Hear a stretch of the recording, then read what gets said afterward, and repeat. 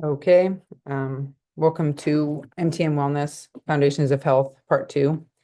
I'm just going to continue on from the first one. I'm not going to repeat everything, but make time for wellness now or make time for illness later. If you can, there's a QR code to say you're watching if you haven't done that with Part 1. Here's my disclaimer. I'm not going to read it all again. I did in Part 1. And here's my conflicts of interest. Or my conflict of interest is I'm the MTM Wellness owner and operator, but this is to spread awareness, not to get patients. Again, I am asking for a donation if able, because this is my job now. And on the first Part 1, I forgot to play this video. So after I noted our kids are sicker than ever, I wanted to play this video for everyone.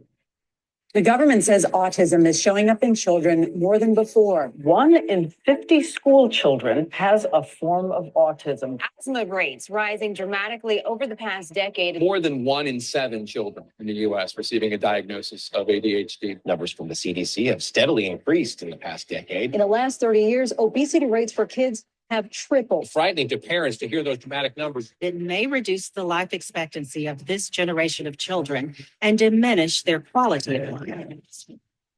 Our kids are sick. They're screaming out. They want help. He still didn't have a single word. He was drooling. He was rubbing his head against the carpet. He was pushing himself into walls. His eyes swelled shut. He was covered with hives from head to foot. Probably around 14, 15 months, all that language disappeared. From all that I can see, it looks like we've got a child here with pervasive developmental delay. Noah, you keep holding your stomach. Does your side hurt?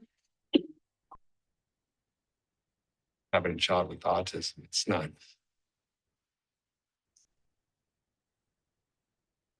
It's not what you envision. Unfortunately, today, too many of our children, by analogy, function as canaries in the coal mine. They are teaching us that something is deeply out of order, deeply imbalanced, deeply in need of understanding, and largely lacking in therapy. I think the first step to transforming this problem is to understand it. And we have not done a great job at that in healthcare. We know that when our bodies are hit with toxins, it interferes with our biochemistry. They are not prepared for handling the 85,000 toxic chemicals on the market. Whatever is lacking of essential nutrients that the body cannot make is going to control that whole system of cellular biology. The brain is a physical organ of the body, and its health depends on the health of the cells. And when we address the body problems, the brain problems start to resolve. Most of the pediatricians I went to see basically told me there was no chance for recovery. Your son was just born with this, and it would be best for you and your husband to just accept your new normal. I knew Ben was going to get better the day I got the diagnosis. He's not going to get better. No, I'm not really hearing that. When you tell a person that there's no hope, that their child will always be this way, that there's nothing you can do about it, that's not science. That's a misuse of statistics. The doctors said, no, your boy will have autism for a very long time, but my mother didn't give up. She kept on thinking of ways to try and get rid of autism. There's an abundance of intriguing individual cases, or what we call anecdotes. They cry out to be better studied and documented. So to think that just a few short years ago, he had to be in a room with an air purifier plugged in to his nebulizer, flash forward to now, and he loves to hike and he loves to be outside. He couldn't do that a couple years ago. People say kids can't recover. Well, they do recover. I've seen it. I've seen kids recover from autism, from ADHD, from Tourette's. I've seen it. I feel like his true personality is coming through again. He has so many friends. He's got more best friends than I can count. When he's doing BMX at the track and I'm sitting there watching him, come on, go, go.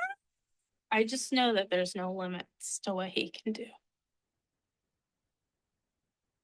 If we do the science deeply, we will be able to document in ways that cannot be dismissed what many of us think we've been observing anecdotal, which is the improvements in these children. This is one of the most important public health and scientific issues. We need to figure out how these people get better and reverse engineer it so we can do it for everyone.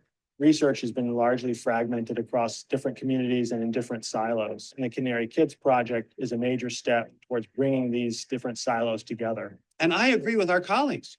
There is no sufficiently documented comprehensive study that has thus far been executed. That's part of the fierce urgency to do the Canary Kids Project. We've been trained to believe that these illnesses are genetic and inborn, and we need some kind of scientific miracle. That's not what we need right now. We need a fundamental rethinking on the optimization of our health and the minimization of threats to our health.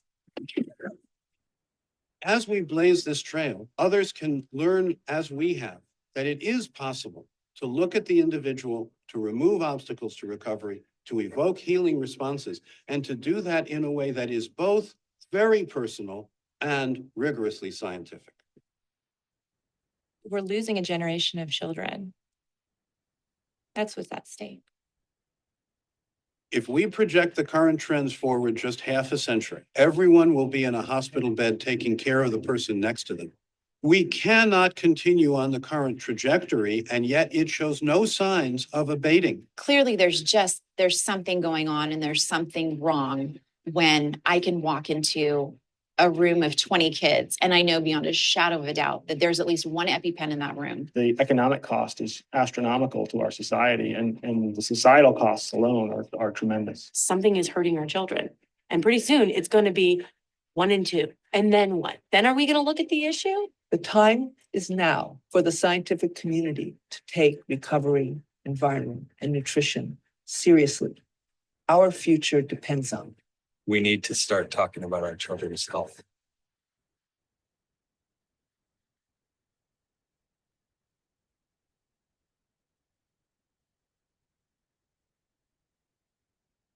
The first day that I dropped him off, and I picked him up and I put him in the car, and I was like, "Did you have a great day at school?" He's like, "Oh, I had a great day at school." And I was like, "I am so proud of you, Connor." And from the back seat, I hear, "Oh, I'm so proud of you too, Mom." I'm like, "No, I'm proud of you." And "No, I'm proud of you." I won. And I'm here. The reason why I'm doing this is I'm here to tell other parents, like, you can win too.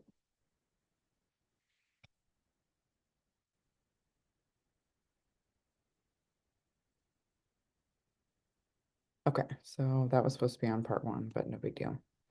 So where do we start? As previously mentioned, there are 10 categories to evaluate your mitochondrial bucket, but since there's so much information to share, I have focused on what are the 2 biggest things to focus on right away that are the foundations of health. So let's focus on what we do most daily. We need to drink clean water, and we need to eat real food, the food that God gave us. Also breathe clean air, but that's for another PowerPoint. So let's stop eating the food that has ingredients that are literally causing disease and banned in other countries, but allowed here in the United States. Let's stop the intake of nutrient deficient, harmful food-like substances. These synthetic chemicals and even excessive sugar damage the mitochondria. So this is an article from the Food Revolution Network. Banned ingredients, number 1, dough conditioners like potassium bromate or azocarbonide. They're in white breads, rolls, and egg breads. They are possible human carcinogens. Exposure to them is known to cause respiratory sensitivity, such as asthma or breathing difficulty. They're banned in China, India, Brazil, European Union, and Canada. Number 2 is brominated vegetable oils, originally patented by chemical companies as a flame retardant. They're found in certain colorful sports drinks and citrus flavored sodas as an emulsifier. Bromine toxicity can lead to skin rashes, appetite loss, appetite loss, and heart problems, as well as major organ damage and birth defects. They're banned in countries like Japan, but they've been used in America since 1977 when it was approved by the FDA. Propylparabens, they're preservatives in tortillas, muffins, trail mixes, pies, sausage rolls, and more. They can affect sex hormones and sperm counts in mice studies. Exposure is linked to breast cancer. The European Food Safety Authority has banned its use in both foods and cosmetics. Banned ingredient number 4 is BHA and BHT. They're popular man-made antioxidants used in dry cereals, mixes, dehydrated potato products to preserve them and increase shelf life. They can alter the normal function of your hormones and lead to disease. They're banned in the UK, European Union, and Japan. Number 5 is synthetic food dyes. Blue 2, yellow 5, red 40 to enhance the coloring of certain foods and ingredients to make them more appealing to consumers. They're in glazes used in baked goods and candies, or they're in candies, sweets, Skittles, Pop-Tarts, Little Debbie's, Gatorade, and even Cheetos. They make mustard more yellow, salmon more pink, and jarred pickles a more yellow green, and maraschino cherries a more bright red. They're linked to tumors and hyperactivity in children. This documentary is set to come out in 2025 and is a true story of two parents that were able to correlate that their son had severe reaction to even small amounts of synthetic dyes like Red 40. He experienced neurological symptoms, including impulse control issues, sleeplessness, irritability, and more. Removing these dyes from his diet completely transformed his life, leading to a beautiful success story. This documentary notes the extensive research that has linked synthetic dyes to adverse neurobehavior outcomes in children. Chronic exposure to these dyes can impair children's ability to learn, succeed in school, and maintain healthy relationships, potentially leading to serious long-term consequences. Moreover, red 3 is a known carcinogen, while yellow 5 and yellow 6 contain carcinogenic contaminants. Red 3 and yellow 5 can be genotoxic. 2 of my nephews have ADHD, and I can quickly count up 10 other kids I know.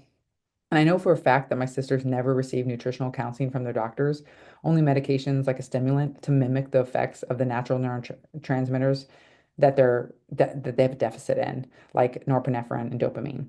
Did anyone ask why that they're deficient in these? So we have to ask why. We have to get curious.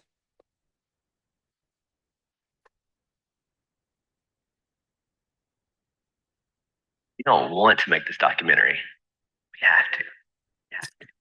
So for a long time, I was really apprehensive about sharing our story. I really felt like our story was kind of hard to believe. It's just like it's not part of the conversation. If synthetic dyes are having a small but real effect on the population, which the data seems to suggest they do, that is going to generally lead to a slight increase in attention problems and hyperactivity problems in children. The more of these you have, the more you slightly move the population into a direction where more people are actually having clinical problems. Any change you want to make, oh, no, too costly, oh, science is bad, those scientists are crazy. They know it causes cancer, and they still use it today. People are spending thousands of dollars on prescriptions or medical bills. A lot of that could be fixed with the knowledge about our food. My kid is having a hard time, but it's not that he had a bad day.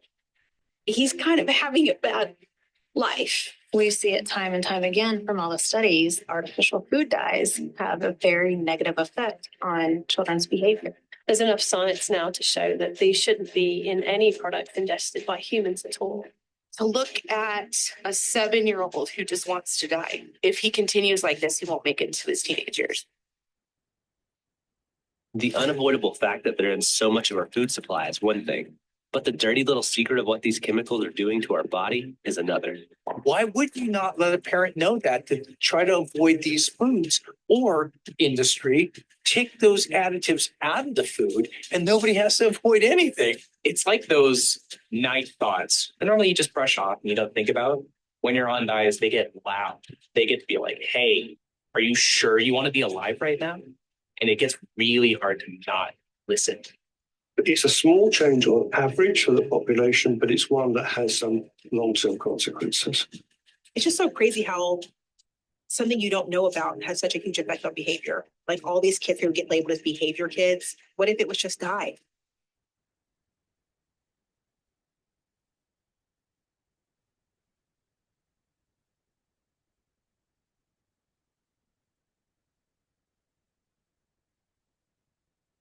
Okay, on to number 6, GMOs, genetically modified organisms, have been around since the 1980s. They're widespread in the U.S. Most U.S. soy, sugar beets, corn, canola, cotton, and alfalfa are GMO crops. Many European countries have banned or regulated them due to public safety concerns. Number 7 is roxarsone, is an arsenic-based drug used to increase the pink color of raw chicken meat to speed the growth of the birds before slaughter and to prevent parasites in the chicken's stomach.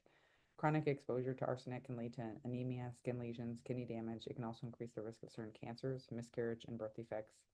The European Union banned the use of arsenic-based drugs. Number 9 is herbicides, insecticides, and fungicides. They're widely used in the U.S. food system to keep free of bugs and diseases. They pose a danger to humans. In 2016, the U.S. approved 374 active ingredients in these chemicals for agricultural, while the European Union banned 72 of them. Number 10 is Olestra. It's a cholesterol-free, fat-free substitute. The FDA approved it in use of foods in the 1990s, and it's still used in certain potato chips and French fries. It can cause extremely unpleasant digestive reactions like diarrhea and leaky bowels, and it can lead to deficiency in fat-soluble vitamins like A, D, E, K, and carotenoids. Canada and the UK have banned this ingredient. Number 11 is synthetic hormones like RBGH and RBST. They're widely used in the U.S. dairy industry to increase milk production in dairy cows. RBGH increases IGF-1 levels in humans and may increase the risk of developing cancer. So it matters what we put in our body. Today, we're exposed to unprecedented amount of toxins. Big food packages aim to please, but what are you actually eating? Is it real food? Some consumers believe that it's tastier and fresher if it's grown locally. But what isn't clear is what is local. On average, we found that people said about 100 miles. Processors and retailers, they think if it's a day's drive, but if Tropicana imports concentrate from Brazil and makes the juice in Florida and sends it to Georgia, is that local? I don't know. If you have a very effective package, every single customer gets exposed to that package billboard, and some of them buy it. And when they finally use it and it's sitting in front of them, they have the opportunity to look at the whole package. And we compare that to showing a 15-second commercial at 9 o'clock at night. Packaging is where the excitement is because it's lasting. It hits everybody. It hits you again and again and again.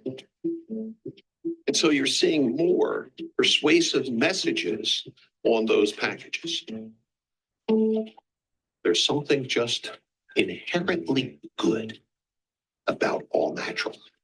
And I always say cyanide is all natural. The food industry doesn't provide the complete story. I noticed that there are fewer calories in a slice of bread, but there are also thinner slices of bread. When someone says low fat, they quite often are high in something else, like carbs. I mean, if you're low in fat, low in carbs, and what the hell, there's nothing left in the product. Today, they're focusing more on what products don't have than what products do have. I think the biggest trend is gluten-free. Gluten-free oatmeal or gluten-free rice or whatever, none of which had gluten in them ever to begin with. If you asked me what's the single biggest nutrition problem we have in America, it's that the consumer really isn't sure what they should or shouldn't do. And everyone is focused on what is in their best interest to tell people. It's a brand new research to tell you about are these foods making us sick? Fiber and omega-3s. Eat more soy. Superfoods. Soy is bad. Basic nutrition advice could not be more boring. Eat your veggies. Don't eat too much junk food. Come on. Nobody wants to hear that. It's much more interesting to hear that some additive is either going to make you live forever or kill you immediately. That's much more fun to read about. Food companies are deeply invested in trying to promote a favorable image so that people will buy their products. They're very focused and they've got a lot of money to spend. Right now, the Robert Wood Johnson Foundation is spending more money on the childhood obesity problem than any other agency or government in the world, about $100 million a year. The food industry spends $100 million a year by January 4th. Just marketing, just unhealthy foods, just to children.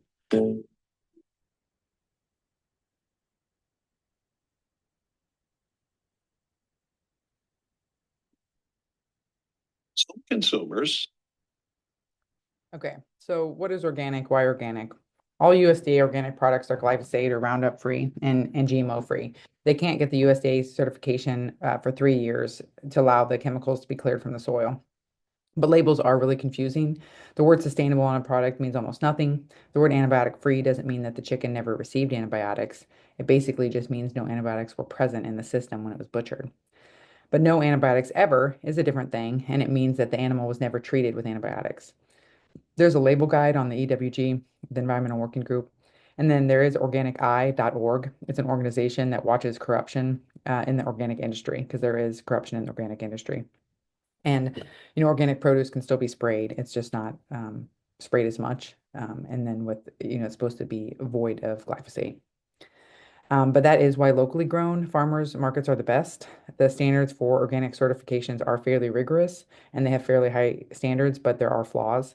So, grow your own food and know your farmer, know your food. So the EWG is the Environmental Working Group. They've done these studies here on the left. They were testing for glyphosate in products to see if organic really was organic. So like the way hummus, which is chickpeas, the way they're harvested is it's a process called desiccation where they spray the plant. So even organic hummus still had so many parts of glyphosate in it. So it's 65, but non-organic hummus had way more detectable glyphosate. But when you look at the pink, blue, and purple boxes, when they tested oat breakfast cereal, snack bars, and granola, when they tested organic, there was no glyphosate detected. And when they tested non-organic is when they found glyphosate in all those products. So, we think these snacks are healthy, but our kids are getting all these micro doses of glyphosate. So there's tons of information on glyphosate if you look. Here's a study. Glyphosate is a non-selective systemic biocide with broad spectrum activity. It's the most widely used herbicide in the world, and it can persist in the environment for days or months. Its intensive and large-scale use can constitute a major environmental and health problem. So be aware how your food is grown. These are studies from the EWG as well. They test produce every year and come out with a list. Here for the strawberries, it says, 99% of strawberries had pesticide residue of the ones they tested, and up to 23 different pesticides were found. And then pears, 95% of pears they tested, non-organic pears, had pesticide residue, and 64 different pesticides were found on a sample of pears. Spinach, 19 different pesticides. And then blueberries, 90% of the ones they tested positive for pesticide residue, and a single sample contained up to 17 different pesticides. So that's why I recommend definitely buying organic and then cleaning your fruit and vegetables. This is a guide to go off of. This is the Dirty Dozen from the EWG. Once again, they do this every year, and this is the produce that was the dirtiest. Had the most pesticide residue, and it makes sense. You can't really scrub these clean, like strawberries. It's kind of a sponge. So I personally don't buy non-organic of the Dirty Dozen just because I have some trauma from what Micah had in the system, but you can find that on ewg.org, and then they have the Clean 15. So if you can't afford organic, these are the things that are safer to get non-organic, because and it makes sense. Like you can scrub carrots, you can scrub watermelon, and hopefully get as much residue off as you can. So crops that are Roundup ready are genetically modified to withstand glyphosate, but are our cells genetically modified to withstand it? No, it's not. And so when you look at these ranges of the glyphosate that was in Micah's system, his was through the roof. Green is 0 to 1.65, yellow ranges 1.65 to 7.6, and above that is in the red, and that's where Micah levels were. And even Noah had a high amount of glyphosate.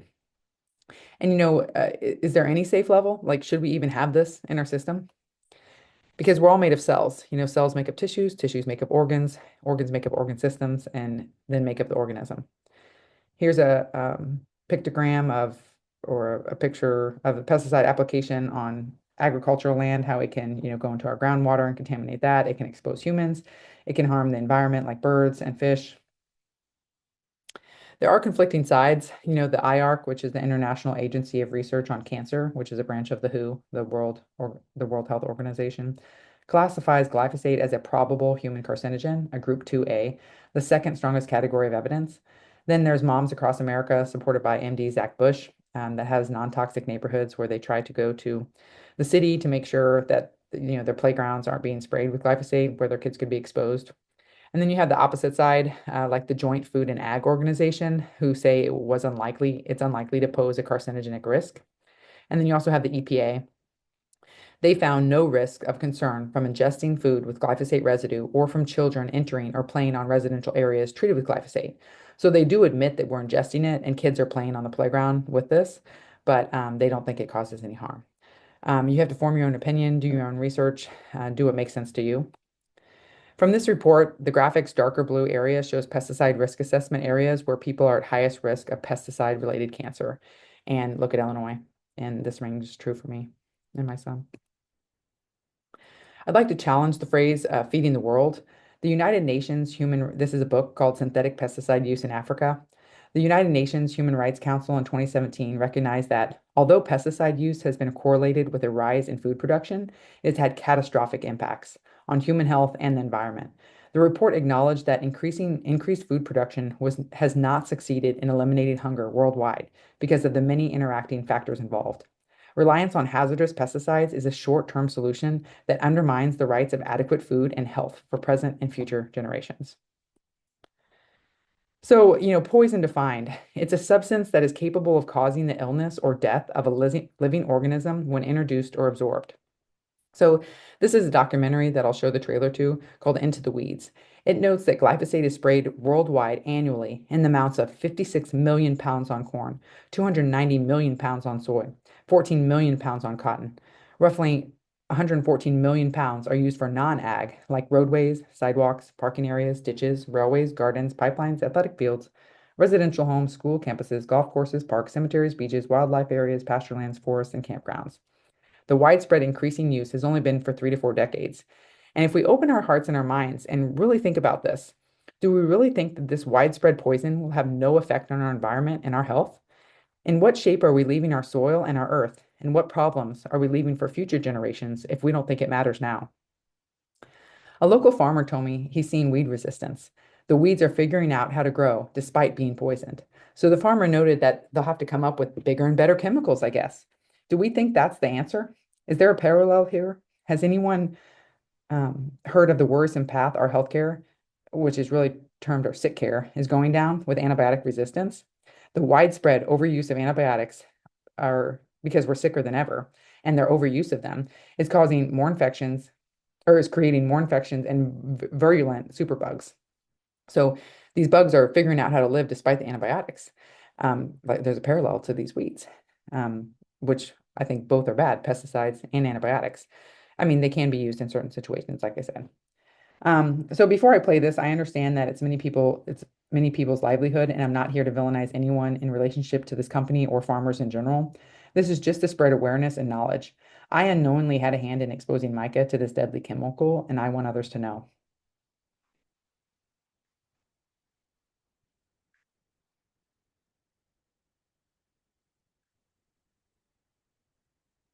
This is where I had my first big accident. Right here, I'll show you exactly the crack that my hose got caught in. When I pulled my truck, you heard it go. Pop.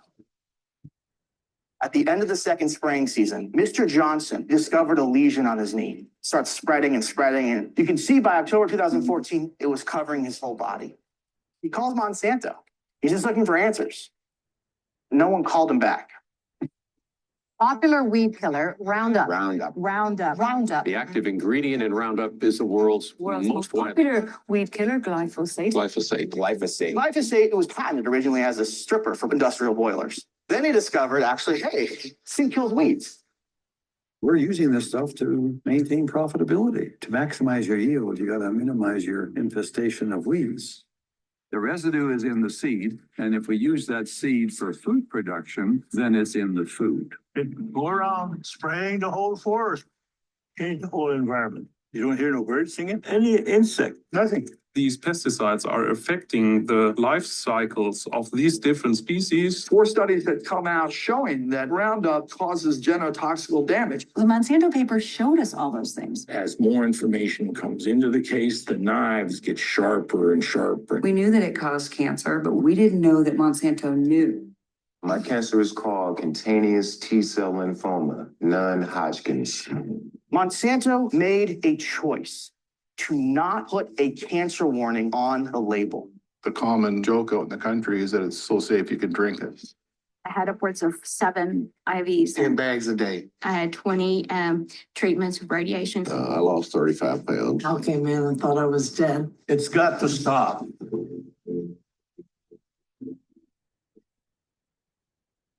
I think we've got to look at these things from a bigger picture.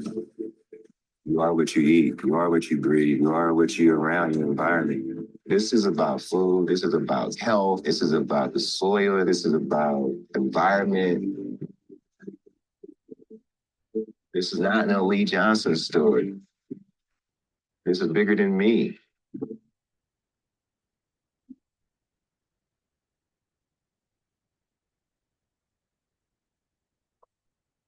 So, here in highlight, it says grass-fed meat appears to have higher levels of, so yeah, now we're on to quality of meat. Grass-fed meat appears to have higher levels of vitamins, including C, E, A, CoQ10, and will likely have lower amounts of pesticide like glyphosate. And then you see here, like, the cows and the goat feasting on different types, grain, and then monocrop, and then a diverse plant species, and how there is a phytochemical richness of meat and milk that is higher in the variety that they eat. Psalm 104:14 says he makes grass grow for the cattle and plants for people to cultivate, bringing forth food from the earth. This psalm celebrates God's creation of a self-sustaining natural world and encourages us to support sustainable farming practices, recognizing our role in preserving the planet and for future nourishment. And then, if you picture yourself sitting down to eat, breakfast, lunch, and dinner, and you get a bowl of GMO corn that is sprayed with chemicals, over time, do you think you would not feel well? And like, these are the animals that we're eating. I've tried to get some farmers to grow grass-fed beef. And they say that that's impossible. Cows won't, you can't get them to butcher by eating grass. And I just wonder, how did they do that prior to GMO crops? I'm pretty sure we've been eating cows and animals for thousands of years. So, if you are what you eat, you have to think about, aren't we what our animal eats as well? And so this is a excerpt from the CDC about CAFOs. Most meat and dairy products are now produced on large farms with single species buildings or open air pens. No, okay, I'm just going to read this. Since 1960, milk production has doubled, meat production has tripled, and egg production has quadrupled. Introduction of specially formulated feeds and animal pharmaceuticals have all increased the efficiency and productivity of animal agriculture. In 1920, a chicken took approximately 16 weeks to reach 2.2 pounds, whereas now they can reach 5 pounds in just 7 weeks. Of the 29 million pounds of antibiotics used each year, 80% goes to livestock. So a CAFO is a concentrated animal feeding operation. There are open feedlots, as well as massive windowless buildings where livestock are confined in boxes or stalls. Here's a picture of your chicken nuggets from most fast food restaurants that you eat. If you watch some documentaries, you'll be appalled. Some of the whistleblowers talk about how they saw dead chickens that still went to slaughter and went to our food. And they'll even, some of them are going through the assembly line, and they cut a pus pocket open of chicken. It's just really disgusting. Here's a picture of the pork. CAFOs are also mega farms, animal factories, hog motels, poop factories, or industrial farms, or all other names. Here's our cattle. So advertising versus reality. So these are the pictures that were actually at my kids' school, and this is what our kids are thinking, that the milk they're drinking and the beef they're eating, this is how the cows live. But really, this is how they live. And, as far as milk goes, as women, we can acknowledge that our breast milk is important for our child. And if we have an antibiotic or if we have a drink, we pump and dump. But yet, this is the milk we're giving our kids, or we're drinking ourselves. And are they super careful about that? And I'll show you here shortly all these studies on, here's concentrations of antibiotics detected in manure, soil, plants, and surface groundwater downstream from CAFOs. Here's another one. 122 approved FDA drugs on the left here for lactating cattle. Then there's pharmaceutical detected in higher levels downstream from CAFOs. And then my third bullet point is in 1 year, there were 1,084 pounds of antibiotics used in CAFOs in New York State. So I'm not saying that we shouldn't eat animal products because they're actually imperative for our health. Nutrients that are missing in a vegan diet are D3, K2, B12, magnesium, selenium, zinc, and vitamin A. But I do think quality absolutely matters. Know your farmer, know your food. Onto water. Bottled water companies do not produce water. They produce plastic bottles. So the water inside there, you can't guarantee the quality of it. Here's some studies that I easily pulled up. Microplastics are a real global threat for environment and food safety. A state-of-the-art review, it notes that there's long-term consequences and they can be extremely devastating if urgent action isn't taken. Number 2 is there's detection of various microplastics in placentas, meconium, infant feces, breast milk, and infant formula. Number 3 is human consumption of microplastics. There's an analysis of 26 studies that represent over 3,600 processed samples evaluating annual microplastic consumption, and it ranges from 39,000 to 52,000 particles that we consume. In another report, 93% of the bottled water from 11 different brands showed microplastic contamination, consuming an average of 160 microplastic particles per 1 bottle of water. And, We Are All Plastic People Now is a great documentary to watch. It's jaw-dropping. And so, yeah, I definitely recommend getting a water filter. And you can't use Brita-style water filters because they only filter out chlorine. Fridge filters are also not effective. You should use the EWG water filter guide for guidance. And then plastic is bad for the environment. This is me in Hawaii. Every beach we went to had plastic particles. That's my foot. And so we just really need to stop using plastic as much as you can. Reduce, reuse, recycle. Then there's the whole note of BPA. Bisphenol A is a chemical that is used to make polycarbonate, plastics, and epoxy resins, and is found in many consumer products like baby bottles, water bottles, food containers, thermal paper, canned products, and more. BPA is considered an endocrine disrupting chemical, meaning it can mimic or block hormones and disrupt the body's normal function. You can easily find articles on PubMed, one which notes BPA showed associations between adverse health outcomes on humans of all ages, including reproductive, developmental effects, metabolic disease, and other health effects. And here you'll see Noah's level of BPA was through the roof when I did his toxin panel. Because I had to do it after Micah's because, I was like, where did he get all these toxins from? And Noah was the closest in age to him. So I found out some interesting stuff from him. And then you can look on the EWG, look up your zip code, and it can show you the contaminants in your area. This is Mount Pulaski. There was 11 areas where it exceeded EWG's health guidelines. And so Mount Pulaski's water has 117 times the limit of arsenic that the EWG recommends. And same thing for all these other chemicals. And then you can look more for these reports on the EWG website. This is what they recommend. It appears that reverse osmosis gets almost everything out. So what do we expect when we take a pill with synthetic chemicals like ibuprofen? Ibuprofen, you expect to feel an anti-inflammatory effect, right? Because it's an NSAID, non-steroidal anti-inflammatory. You want your headache to be gone, or your menstrual cramps to be better, your knee pain to be less. Or when you're taking a blood pressure pill, you expect your blood pressure to go down. We can all agree that no one likes to take too many medicines because there are synthetic chemicals in them, right? It's not natural. Well, what if these synthetic chemicals don't come in the size of a pill anymore, and they're actually already in your food?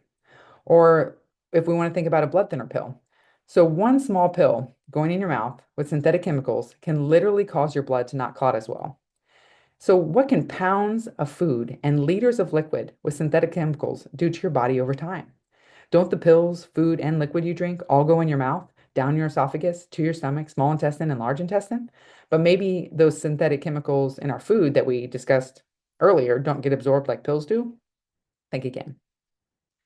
And on another note of anti-inflammatories, did you know that instead of taking ibuprofen now, there's food that is a natural anti-inflammatories like onion, garlic, ginger, turmeric, rosemary, elderberry, all have natural anti-inflammatory properties. Has your doctor ever said, maybe let's try those instead of NSAIDs? Because NSAIDs can really harm your gut, and it says that on the label. These things are literally hidden in plain sight. But so when I get a headache now, which is a sign of inflammation. That's why you take an anti-inflammatory and it works. I take curcumin, omegas, and vitamin C to lower inflammation. So now, what is the purpose of eating? We eat to keep living, not live to keep eating. The purpose is to nourish our bodies because our bodies cannot make certain nutrients on its own. We need to get them from our diet. God made our bodies amazing, but not magical. Food contains nutrients that are essential for the body to perform its basic functions. The body cannot make these nutrients, so they must be obtained through the diet, but we have to eat the nutritious food. Our amazing bodies store excess food that we eat, preparing for a fast or famine, but it never comes in America. Our bodies are literally trying their best. I personally used to eat so much ice cream. So I start eating and my body's like, okay, I can use a little energy. Then I keep eating and it's like, whoa, whoa, whoa, what's going on? What am I supposed to do with all this sugar? I guess also create insulin and store it. So over time, our cells are literally doing their best, like this picture on the left, to keep storing, and then becomes, hypertrophied. And here it notes, obesity is at its definition is a low level of inflammation. And we've already talked about what, insulin resistance and high insulin levels can do to your body. So cells overloaded with lipids rapidly outgrow oxygen supply, leading to cell death and inflammation. And this isn't for judgment. This used to be me. This is for education. And that is what I'm here to tell you. The research is saying that it's not all the patient's fault. These food-like substances aren't real food, but they're being advertised like they are. The food companies are adding chemicals to them to make them hyper palatable. Why do Cheetos and Oreos taste so good? Let's think about this. What foods do they actually come from? It isn't real food. How do you get someone to keep buying your product? I literally tell my son this when he fights me about when I change the food options out to cleaner ones. He says, well, they don't taste the same. And I said, I know, that's what the food industry needs to make money and keep us buying their products. Antifreeze is literally tasteless. I could add sugar and lemonade to it and no one would know and it would taste good because it has sugar in it. And then look at this in yellow. Obesity is a metabolic disorder. So of course it increases your risk of other metabolic disorders like diabetes, hypertension, cancer, stroke, heart disease. If your BMI is under 25, you're now among only 21% of Americans. We think bigger is normal because 79% of Americans are overweight or obese. But just because it's common does not mean it's normal. If you need to do a little vision experiment, because if you think you look normal around here, would you still look normal if you were in Japan, which has one of the lowest rates of obesity in the country or in the world? And you can look at this chart here, obesity and severe obesity with the lines and the blue and the orange, how they've increased since the 1960s. So food is literally medicine. So red, orange, green fruits and vegetables, including broccoli, carrots, cooked tomatoes, leafy greens, sweet potatoes, winter squash, apricots, cantaloupe, oranges, and watermelon have beta-carotene, lycopene, and lutein. They can inhibit cell growth, work as antioxidants, and improve immune response. Apples, citrus fruits, onions, soybeans, and soy products, coffee, tea, have anthocyanins and quercetin, can inhibit inflammation and tumor growth. They can aid in immunity, boost production of detoxifying enzymes in the body. Cruciferous vegetables like broccoli, cabbage, collard greens, kale, cauliflower, and Brussels sprouts have indoles and sulforaphane, which can induce detoxification of carcinogens, limit production of cancer-related hormones, block carcinogens, and prevent tumor growth.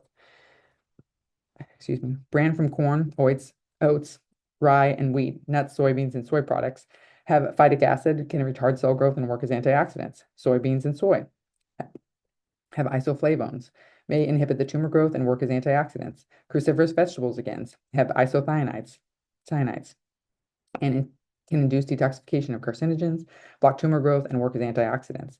Green tea, grapes, wine, berries, citrus fruits, apples, whole grains, and peanuts have polyphenols, can prevent cancer formation, prevent inflammation, and work as antioxidants. Cherries, citrus fruit peel, and rosemary have terpenes, can strengthen immune function, limit production of cancer-related hormones, fight viruses, and work as antioxidants. And there's the book I quoted that from. So don't believe me, believe people who have cases of healing. I didn't find out about this soon enough, so I don't get to have Micah here as a success story. But I can't stop learning and finding cases of healing. They're everywhere. So many cases of healing that mainstream says can't be healed. This picture here on the left is 1-year-old Ryder who had a tumor larger than his kidney growing outside of his spinal cord, stage 4 brain cancer just before his first birthday. They completed half the amount of standard care treatments, moved states so they could finish with integrative medicine. And, brain cancer being the most deadly, he's 11 today. Or there's all these stories of healing on epidemicanswers.org that you can go and look up. Specifically, this one here on the next slide is why I think Micah could be alive today. Because this girl had stage 4 non-Hodgkin's lymphoma linked to glyphosate, weed killer exposure, or sorry, glyphosate exposure. And she still had to go through the traditional like chemotherapy regimen because you actually can't, as a parent, you can't deny it in certain states. But anyway, in between, they detoxed her and they boost her immune system because chemotherapy is toxic, so you have to, in between, repair the body, which modern medicine is not good at doing. And then testimonials. This is Dr. Naish's website. Look at, Allison Gannett had stage 4 brain cancer. David had stage 4 follicular non-Hodgkin's lymphoma. Laura Lummer overcoming metastatic stage 4 breast cancer. I mean, you can go look at their stories. And then I like to read this before we close out. The parable of the river. One day, a group of villagers was working in the fields by a river. Suddenly, someone noticed a baby floating downstream. A woman rushed out and rescued the baby, brought it to the shore, and cared for it. During the next several days, more babies were found floating downstream, and the villagers rescued them as well. But before long, there was a steady stream of babies floating downstream. Soon, the whole village was involved in the many tasks of rescue work, pulling these poor children out of the stream, ensuring that they were properly fed, clothed, and housed, and integrating them into the life of the village. While not all the babies, now very numerous, could be saved, the villagers felt they were doing very well to save as many as they did. Before long, however, the village became exhausted with all this rescue work. Some villagers suggested they go upstream to discover how all these babies were getting into the river in the first place. Had a mysterious illness stricken the poor children? Had the shoreline been made unsafe by an earthquake? Was some hateful person throwing them in deliberately? Was an even more exhausted village upstream abandoning them out of hopelessness? A huge controversy erupted in the village. One group argued that every possible hand was needed to save the babies since they were barely keeping up with the current flow. The other group argued that if they found out why the babies were getting into the water further upstream, they could repair the situation upstream and they would save all the babies and eliminate the need for those costly rescue operations downstream. Don't you see, cried some. If we find out why they're getting in the river, we can stop the problem and no babies will drown. By going upstream, we can eliminate the cause of the problem. But it's too risky, said the village elders, and it might fail. And it's not for us to change the system. And besides, how would we occupy ourselves if we no longer had this to do? This describes to me mainstream oncology. They are doing their best to pull people out of the water. They didn't cause Micah's cancer, but Micah slipped by in the river. He wasn't able to be saved. But why don't we look upstream? Why don't we try to save all the babies? Ultimately, Hippocrates said, before you heal someone, you have to ask them if he's willing to give up the things that make him sick. So it's up to you. The bottom line is your daily choices will either make you metabolically healthy or sick. This isn't easy, so you have to throw out the words easy and convenient. This is hard. The easy choice is usually the unhealthy choice. This is not the norm, but look at the norm. Life isn't always supposed to be easy. We have difficulties in relationships, work. It's not fun to work out sometimes. Think positive thoughts. Try to be a Christian. Choose what is right. Well, it isn't always fun or easy and doesn't always taste good at first to eat more whole foods. I think your taste buds can change, and especially when you get off the sugar addiction. And learn to cook with different herbs and cooking methods really helps. But let's not choose the one thing that is the most important to take the easy route. The food we put in our bodies to nourish it is one of the most important things you can do for you and your family. And then there's the motto that I have to try to live by as I grieve my son and acknowledge the ignorance I had in the contribution to his illness and ultimately untimely death. You don't know what you don't know, but when you do know, you have to do better. So let's do better. Once again, it's difficult to be awake. So these are some memes I included that I thought were kind of funny because this is how I feel. Yeah. Trying to make small talk. Did you know that they're poisoning our food? And then in the grocery store, thinking all these things. I do have a it's very quick 10-question survey that can help me improve because, I never expected to really be doing this. This was just the path that was laid for me. Here's another Make America Healthy Again. And, some ideas are to stop GMO subsidies, stop pharmaceutical advertising on TV. Other countries don't even advertise for pharmaceuticals. Your doctor should be prescribing something for you that he recommends, not the patient coming to the doctor because they saw something on TV. We need to remove fluoride from our water encourage medical freedom, prescribe lifestyle changes instead of medicines, like prescribe, hey, you need to go to the gym. Here's a gym membership that's covered by your insurance. Get rid of CAFOs, support local farms, remove harmful ingredients from all our products, and increase food freedom. So again, this is my job now. So if you feel so fit, please give a donation. And in the tagline, please include your email, and I'll send you a 2-page getting started PDF tip. Here's my references. I have some pictures of some of the food I eat. I try to choose the better options of stuff. So I still do like some protein powders. And so in the morning, I have that in my green tea. I do organic Auntie Anne's mac and cheese, and I try to add better things to it, like olive oil, bone broth protein. We use organic raw milk. And then this summer, not freeze dried, dehydrated a bunch of apples so we could have those throughout the winter. Here's a salad I eat. I make my own basil now. A trick for the herbs is you can cut herbs up and add olive oil, and they'll store in the fridge for up to 3 months. So you can, herbs are really clutch, especially parsley and cilantro. They're good for natural detoxification. And so you can add those to your food pretty easily if you do that. I make a lot of veggie bowls. In the center, I still have some fried food. So like when they talked about the fried French fries, it's the oil that they're fried in that makes them bad, not the potatoes. So I made mushrooms. I put them in organic milk and our chicken eggs and tossed them in gluten-free flour and still fried them in butter. They were delicious. More smoothies and vegetable bowls. My pull after the farmer's market. Zucchini patties, I can cook those in the oven, then throw them in the freezer, and they're easy to pop in the air fryer for the kids. Egg roll in a bowl is delicious. I eat a lot of omelets. There's more of my veggie omelets, a taco fajita, holy monster omelet. This was recipe for chocolate donuts that the kids like. They are a little earthy, but my kids like them. And that it has spinach, zucchini, carrots, eggs, milk. I think one other thing, but yeah, my grass-fed burger. So 50% of vegetables on your plate if you can. And so like when I have my burger, I try to, pack it full of sprouts. Here's a soup in the middle, another omelet, another salad. Here's a cheese dip I make. I add veggies to it. Add veggies wherever you can and try to add like nuts and seeds just so you can diversify and get more fiber. This was delicious, the organic pesto pasta on a bed of greens. I had another omelet and put some fried mushrooms on it. Another soup with tons of veggies. These are energy blocks that is my substitute or our family substitute for granola bars. So it has like organic oats, peanut butter, honey, flaxseed, chia seeds. We had some protein powder in there, so really good. But yeah, so thank you for watching. I hope you learned something and enjoyed it. You can reach out to me on Facebook or social media if you have any questions.